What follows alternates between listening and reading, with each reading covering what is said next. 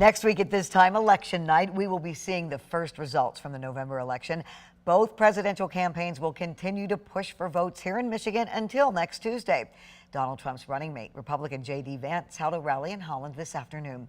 13 on Your Side political reporter Josh Albertus was there. A day of high winds in West Michigan on Tuesday, representing months of whirlwind campaigning in this critical swing region. Near Holland, Republican vice presidential nominee and Ohio Senator J.D. Vance making what will likely be one of, if not the last, direct pitch to West Michigan voters.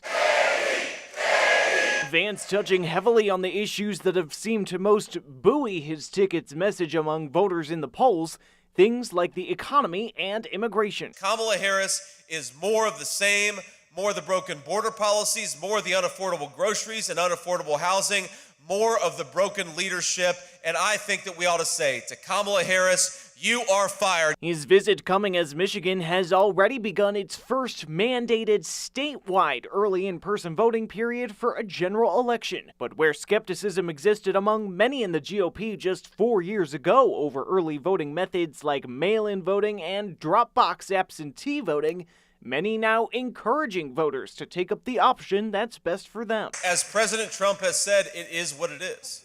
And you can't have one campaign trying to take advantage of every opportunity to vote, that being the Kamala Harris campaign.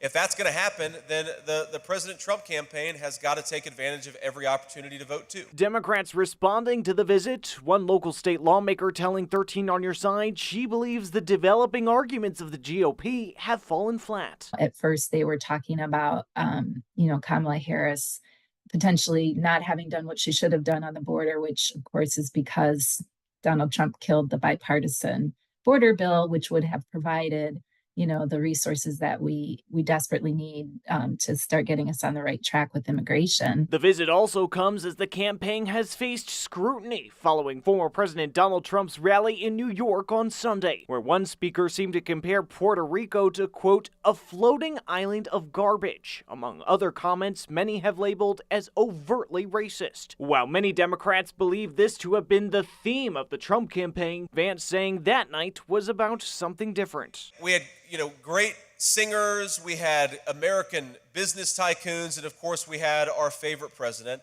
And it just felt like a lot of people were thrilled to be there to celebrate the United States of America, our history, and most importantly, what our future could hold if we fix the broken leadership. With all that's been seen on the trail, Glanville saying there's a clear contrast. And in his 11th hour rally, Vance also portraying the race as a clear choice, but from a very different angle. We have got two choices in this country. We have got the pathway of higher grocery prices, higher housing prices, a wide open southern border, and then we've got the Donald J. Trump pathway of peace, prosperity, and an affordable American dream. In 7 days, let's choose the pathway of peace and prosperity. Josh Albertus, 13 on Your Side.